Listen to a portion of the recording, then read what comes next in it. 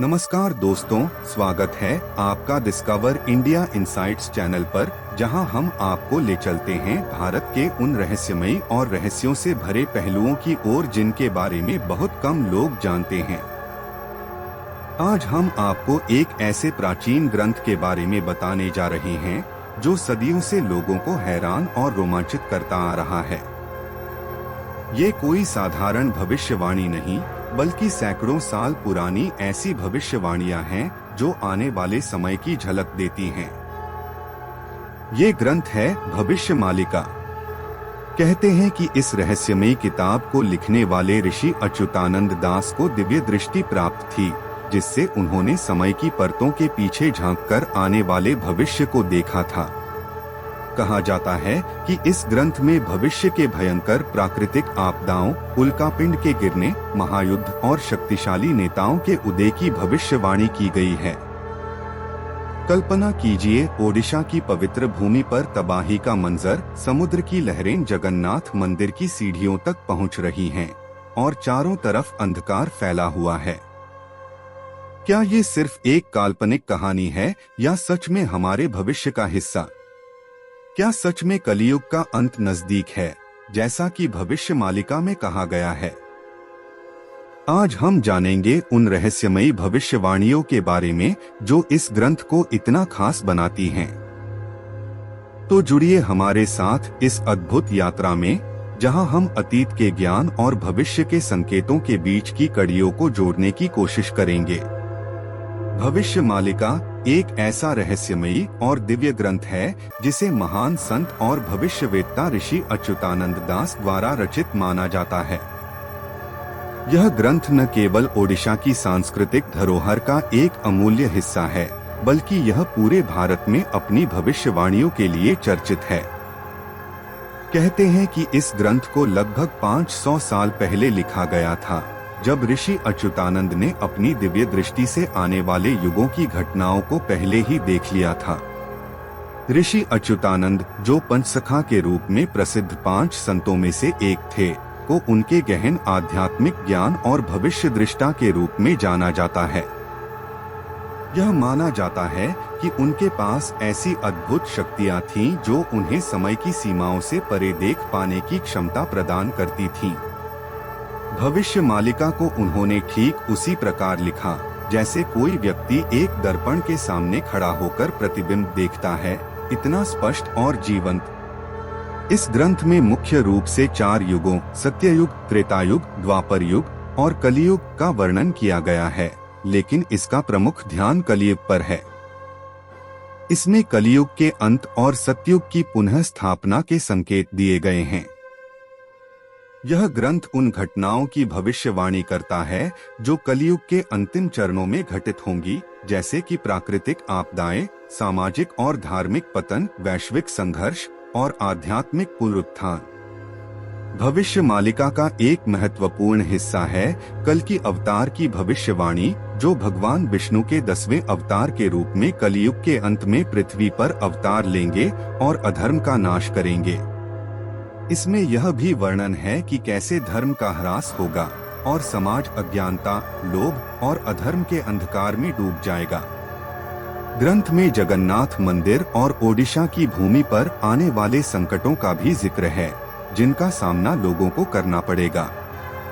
भविष्य मालिका को केवल एक भविष्यवाणी के ग्रंथ के रूप में नहीं देखा जाता, बल्कि यह एक चेतावनी भी है जो मनुष्य को अपने कर्मों और आचरण में सुधार लाने की प्रेरणा देता है।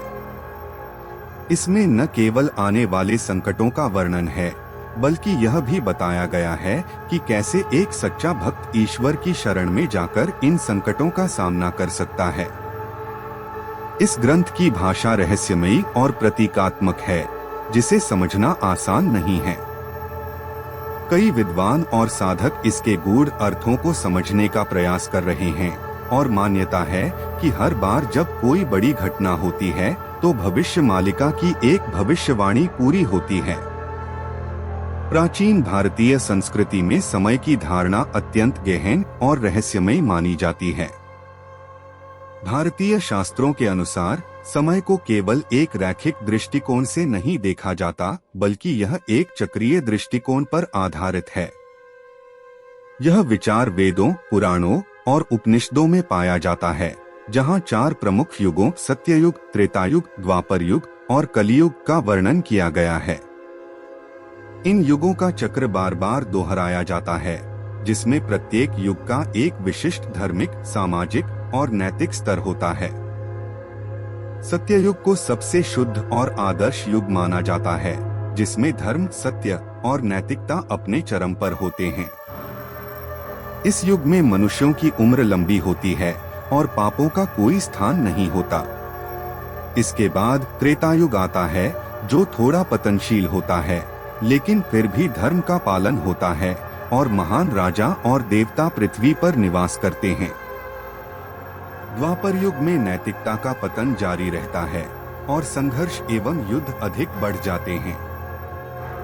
अंत में कलियुग आता है, जो वर्तमान युग है, जिसमें अधर्म, भ्रष्टाचार और नैतिक पतन अपने चरम पर होता है।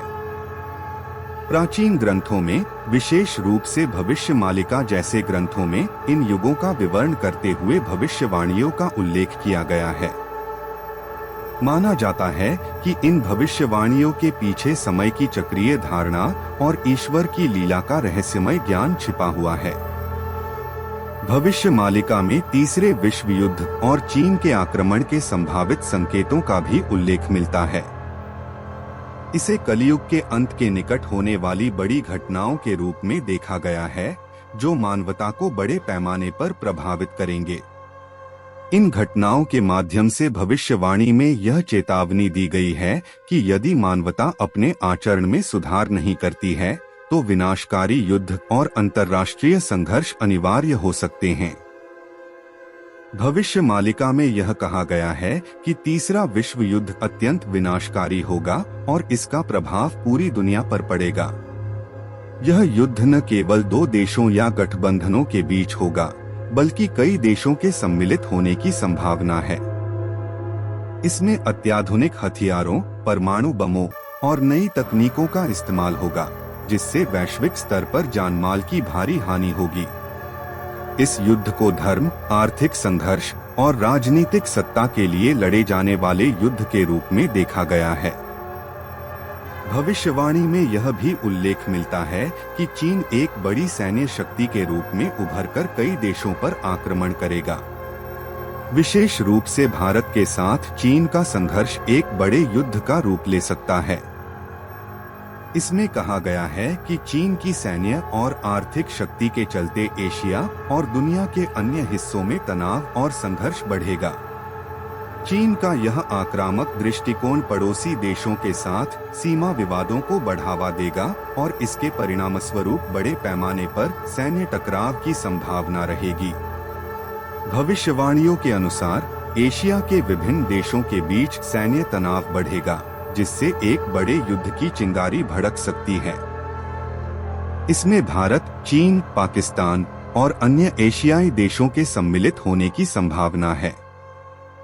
यह संघर्ष न केवल भूमि और सीमाओं के लिए होगा, बल्कि संसाधनों, धार्मिक असंतोष और शक्ति संतुलन के लिए भी होगा।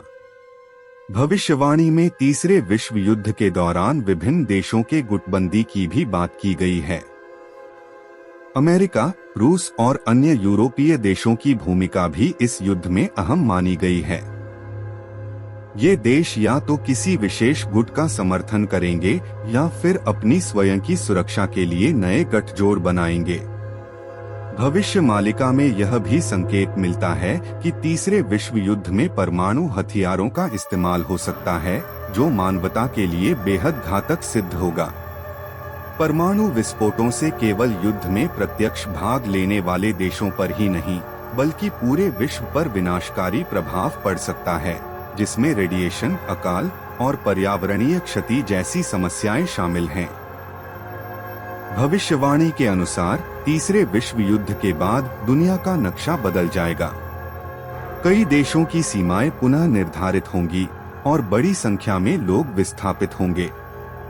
युद्ध के बाद के समय में दुनिया भर में गरीबी, भूखमरी और बीमारियों का प्रकोप बढ़ेगा, और समाज की पुनर्संरचना में कई साल लग सकते हैं। भविष्य मालिका और अन्य पुरानी ग्रंथों में जगन्नाथ पुरी के मंदिर के बारे में एक महत्वपूर्ण भविष्यवाणी की गई है, जिसमें कहा गया है कि कलयुग के अंत में यह मंदिर जल में समा जाएगा।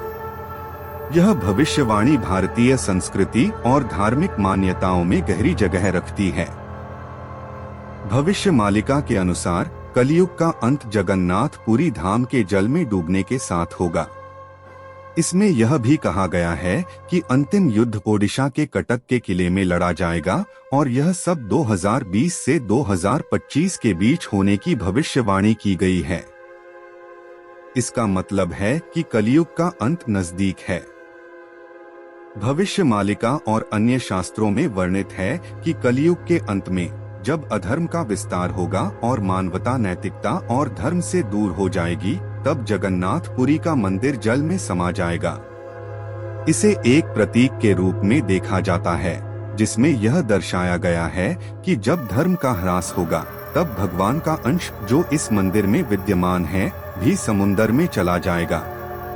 कई लोग सोच रहे होंगे कि कल्कि अवतार का जन्म कलयुग के अंत में होना था और कलयुग की कुल अवधि 4,32,000 वर्ष है। लेकिन क्या आप जानते हैं कि वास्तव में त्रेता युग और द्वापर युग की अवधि भी क्रमशः 12,96,000 और 8,64,000 वर्ष थी। लेकिन कई प्रमाणों ने यह दिखाया है कि द्वापर युग लगभग 5,000 वर्ष पुराना है और त्रेता युग लगभग 7,000 वर्ष पुराना है। इसका मतलब है कि युग केवल कुछ हजार वर्षों में ही समाप्त हो रहे हैं। तो क्या कलयुग का अंत भी निकट है? यह जानने के लिए हमें विभिन्न स्रोतों से मिली जानकारी का उपयोग करना होगा। सबसे पहले हम सद्गुरु के विचारों से शुरू करेंगे। उनके अनुसार कलयुग का अंत कुछ हजार साल पहले हो चुका है और हम वर्तमान में द्वापर युग में जी रहे हैं। इसके बाद हम त्रेता युग की ओर बढ़ रहे हैं, जो समय का दूसरा सबसे अच्छा काल है। जब मैंने इस पर कुछ शोध किया तो मुझे भी आश्चर्य हुआ, क्योंकि मैंने दो बातें पाई जो इस सिद्धांत का समर्थन करती हैं। उनमें से पहली और सबसे महत्वपूर्ण वेद हैं। वेदों में युगों की कुल अवधि लगभग 12,000 वर्षों की बताई गई है, जिसमें से कलयुग केवल 1,200 वर्षों का है और इसके अनुसार कलयुग पहले ही समाप्त हो चुका है।